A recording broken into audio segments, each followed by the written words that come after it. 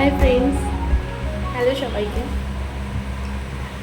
আজকের আমি যে ভিডিওটা করছি সেটা যে কথাগুলো বলবো সেটা জানি না এটা ক মিনিটের ভিডিও হতে চলেছে, কারণ এটা একটা হিউজ মানে খুব বড় একটা কী বলবো, বড় একটা সম্পর্কের কথা, মানে সম্পর্কের জটিলতা নিয়ে কথা।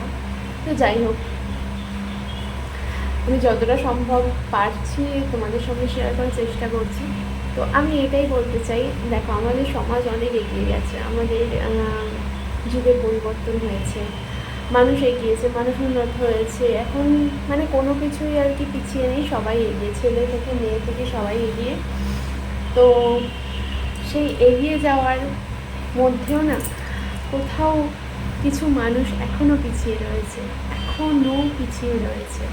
সেটা শহর বা গ্রাম এটার জন্য না, কোনো ম্যাটার করে না, কিন্তু সেই মানুষটা যদি গ্রামে থাকে সে তার মানসিকতা সেই রকমই হবে, শহরে থাকলেও তার মানসিকতা যেরকম সেরকমই হবে।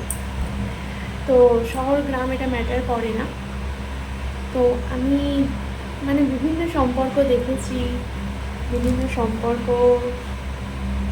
মানে কি বলবো, চোখের সামনে দেখেছি, কিছু সম্পর্ক গড়তে দেখেছি, কিছু সম্পর্ক ভাঙতে দেখেছি। যাই হোক, তো কেউই চায় না কোনো সম্পর্ক ভেঙে যাক। আজকে এমন একটা সম্পর্ক, যে সম্পর্কে রক্তের টান নেই, যে সম্পর্ক একটা নারীর টান নেই, যে সম্পর্ক একজনের জন্য সেই সম্পর্কটা তৈরি হয়, মেনলি একটা কাঠামো থাকে, তো তার জন্যই সেই সম্পর্কটা তৈরি হয়। আমি যে সম্পর্কের কথা বলছি সেটা হচ্ছে শাশুড়ি বৌমার সম্পর্ক। দেখো, এগুলো কিন্তু আমার পার্সোনাল লাইফের কথা নয়। তোমরা যারা আমার ভিডিও দেখো তারা সবাই জানবে যে আমি এই ধরনের নিজস্ব মতামত বা অভিজ্ঞতা চ্যানেলে বলে থাকি। তো যাই হোক, বেশি কথা না বাড়িয়ে আমি আমার মতামতটা তোমাদের সাথে শেয়ার করছি।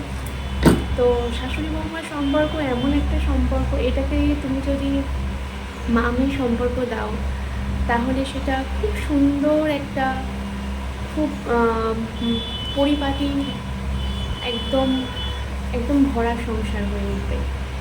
আর যদি এটাকে না হয়, যদি মামির সম্পর্ক না হয়, তাহলে টুকরো টুকরো হয়ে ভেঙে যাবে।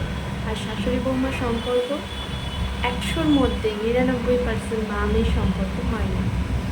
সমস্ত জায়গায় ওই একটা মানুষের জন্য দেখবে, কোথাও কি কোনো জায়গায়, মানে খুব কম জায়গায় শ্বশুর, দেওর, ভাসুর, যাই হোক, এদের দ্বারা বৌমা অত্যাচারিত হচ্ছে, এটা খুব কম, মানে হয়, বাট সেরকম হয়। কিন্তু ওই অত্যাচারিত বলতে আমি ফিজিক্যালি বলছি না, আমি মেন্টালি বলছি।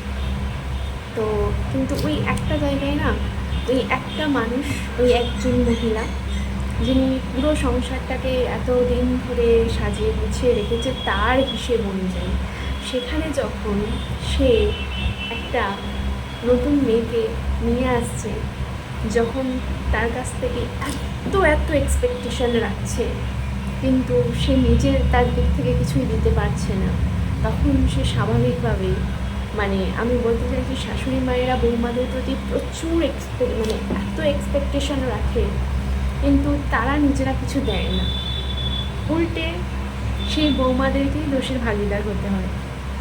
নতুন মেয়ে এলে সেই মেয়েটা তো একজনের মেয়ে, একটা অন্য বাড়ি থেকে এসেছে, সে মেয়েটাকে হয়তো বা লাভ ম্যারেজ করে হয়েছে, হয়তো বা অ্যারেঞ্জ ম্যারেজ করে হয়েছে, যাই হোক না কেন, সেটাও একজনের সন্তান।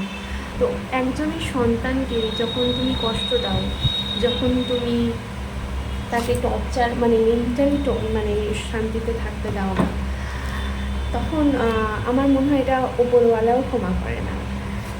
কারণ যেটা হয় সব বাড়িতে, একটা নতুন মেয়ে নতুন পরিবেশে বিয়ের পরে তার স্বামীর হাত ধরে এসছে, তো সেখানে যে উপস্থিত মহিলাটা আছে সেটা কিন্তু নামে কিন্তু সে শাশুড়ি, কিন্তু সে শাশুড়ির কোনো কর্তব্য পালন করছে না।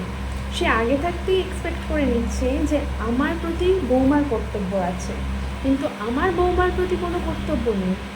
এটা কী ধরনের মেন্টালিটি আমি জানি না।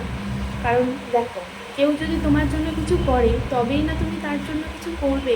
কেউ যদি প্রথম থেকেই তোমাকে রিজেকশানের মানে একদম মানসিকভাবে অশান্তিতে জর্জরিত করে দেয়, যখনই দেখছে যে মেয়েটার স্বামী যখন দেখছে যে সে তার স্বামীকেও মানে পাচ্ছে না, সে তার স্বামীর সাথে দূরত্ব তৈরি হয়ে যাচ্ছে, দূরত্ব তৈরি করে দেওয়া হচ্ছে জেনে বুঝে, তো তখন তো সে আর সেই তার দায়িত্ব কর্তব্যটা পালন করবে না। যার সাথে যেরকমভাবে প্রথম থেকে ব্যবহার করা হবে সে সেরকমই রিটার্নটা দেবে। এখন বৃদ্ধ বয়সে যদি বৌমা দায়িত্ব না নেয় তখন বলা হবে বৌমা খুব খারাপ, কিন্তু প্রথম থেকে যদি তার সাথে ভালো ব্যবহারটা করা হতো আজ হয়তো এই দিনগুলো দেখতে হতো না।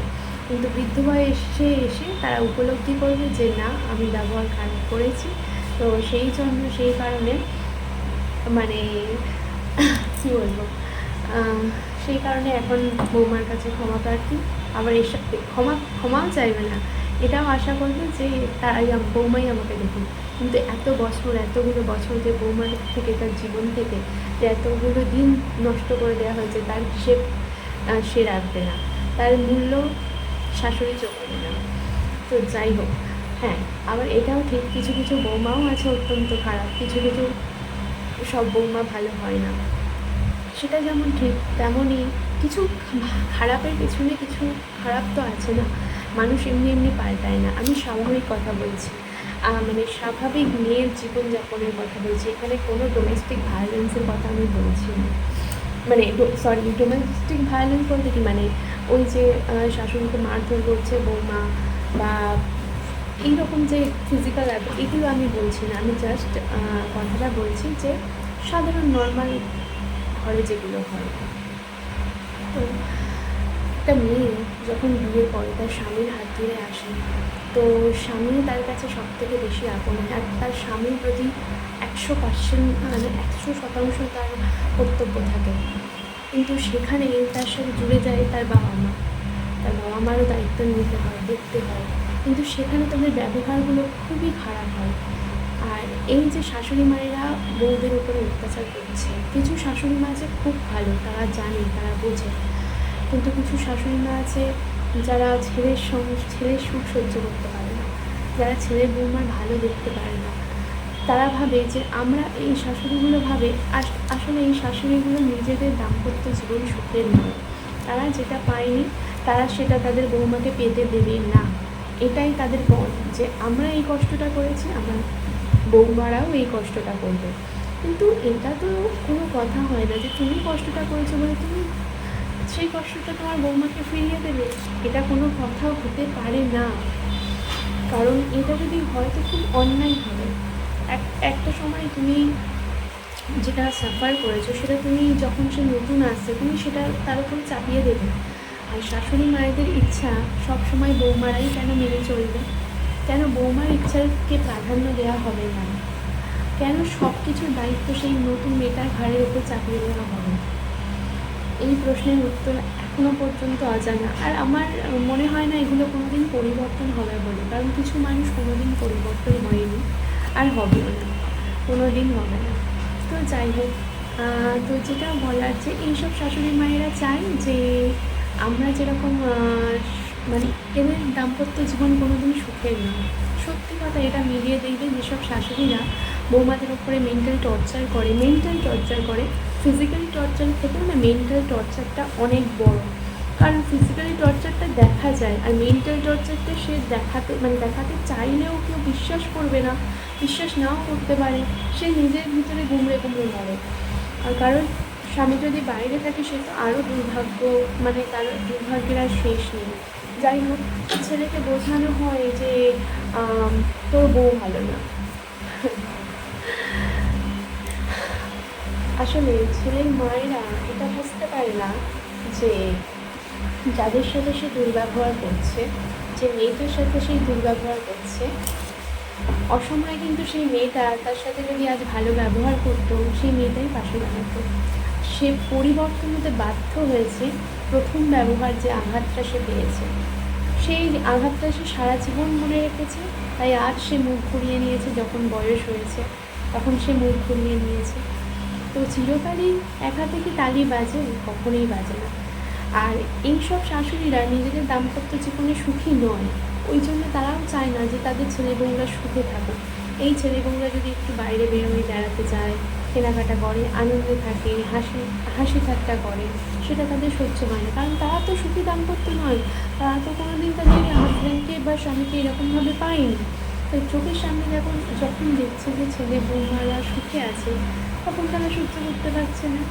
আর আফটার অল সে একটা মেয়ে হয়ে সে কোনোদিন এটা সহ্য করতে পারবে না, কারণ মেয়েরাই নিজের সব থেকে বড় শত্রু হয়। এটা একদম খাঁটি বাস্তব কথা। মেয়েরাই মেয়েদের শত্রু হয়, তবে সব ক্ষেত্রে নয়, কিন্তু বেশিরভাগ ক্ষেত্রেই মেয়েরাই মেয়েদের শত্রু হয়। সংসারে অশান্তি কারা করে বলুন তো? শাশুড়ি, ননদ, যা, এরাই অশান্তি করে। শ্বশুর, দেওর, ভাসুর, এরা কি খুব একটা অশান্তি করে না। স্বাভাবিক যেটা হয় সেটাই বলছি। তো যাই হোক, এইসব শাশুড়ি বৌমার সম্পর্ক কোনোদিন সবার ক্ষেত্রে আবার সমান হয় না। অনেকেই শাশুড়ি অনেক ভালো হয়, তারা বোঝে, তারা মেয়ের মতো আগলে রাখে, কিন্তু বেশিরভাগ ক্ষেত্রেই তারা ভাবে যে এটা পরের বাড়ির মেয়ে। তো শাশুড়ি ভাবে যে আমার 5 মাস খাটার জন্য একটা মেয়ে চাই, তাই আমি ছেলের বিয়ে দিচ্ছি। এই ধারণা থেকে সত্যি বেরোনো উচিত।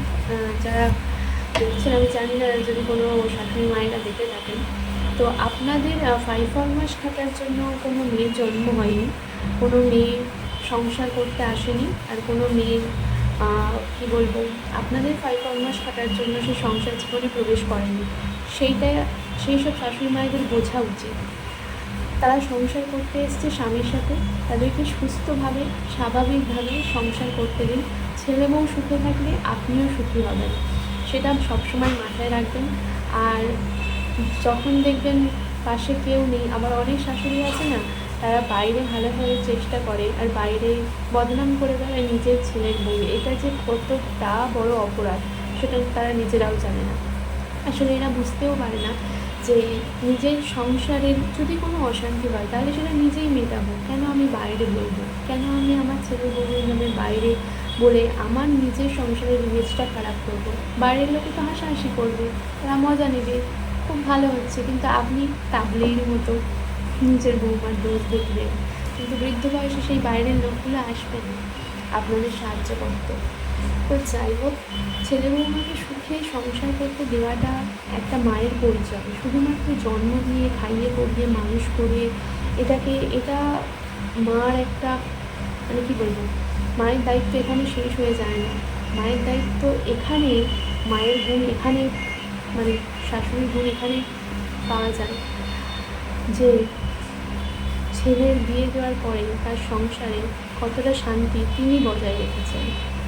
আর শাশুড়ি মায়েরা যদি আশা করে থাকে যে বৌমারাই দায়িত্ব পালন করবে, তাহলে এটাও তাদের মাথায় রাখতে হবে, তাদেরও কিছুটা দায়িত্ব আছে বৌমার প্রতি। তাই পরের মেয়েকে যদি আপনি নিজের 5 মাস খাটানোর জন্য বাড়ির 5 মাস খাটানোর জন্য বিয়ে দিয়ে আনেন, খুব বড় ভুল করবে, পস্তাবে, সংসারে অশান্তি লাগবে।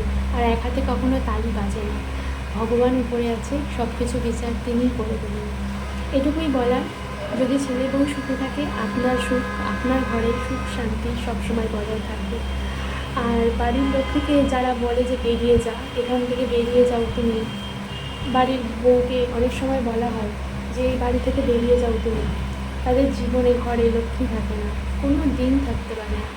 বৌমা যেরকমই হোক না কেন, কখনো কাউকে বলতে নেই যে বাড়ি থেকে বেরিয়ে যাবে, কারণ আপনিও যখন বৌমা হয়েছিলেন তখন আপনাকেও আপনার শাশুড়ি খুব ভালো করেই জানেন আপনার কী গুণ আর কী দোষ। তাই আপনি এসেই শাশুড়ি হয়ে যাননি, প্রথমে বৌমা ছিলেন, তারপরে শাশুড়ি হয়েছেন, সেটা ভুলে যাবেন না। তো আজকের মতো আমার এটুকুনি বলার যে ছেলে বউকে সুখে শান্তিতে সংসার করতে গেলে আদতে লাভটা আপনারই হবে। আর এই যে নোংরামিগুলো করে বেড়ান না, বাইরে বউয়ের নামে বাজে কথাগুলো বলে বেড়ান না, এগুলো একটু বন্ধ করুন, দেখবেন দিনের শেষে আপনিও ভালো থাকবেন। নিজেকে ডেভেলপ করুন, নিজেকে কাজে ব্যস্ত রাখুন, নিজের কাজে ব্যস্ত থাকুন, দেখবেন ভালো থাকবেন আপনিও, আপনার সংসারও, আপনার ছেলে বৌমা। তো আজকের মতো ভিডিওটা এই পর্যন্ত। সবসময় বউদের দোষ থাকে না, এক হাতে কখনো তালি বাজায়। আজকের ভিডিওটা এই পর্যন্ত। ভালো লাগলে চ্যানেলটাকে সাবস্ক্রাইব করে পাশে থেকো, আর লাইক কমেন্ট শেয়ার করে দিও। থ্যাংক ইউ সবাইকে। টাটা। আবার নেক্সট ভিডিওতে সবার সাথে দেখা হবে।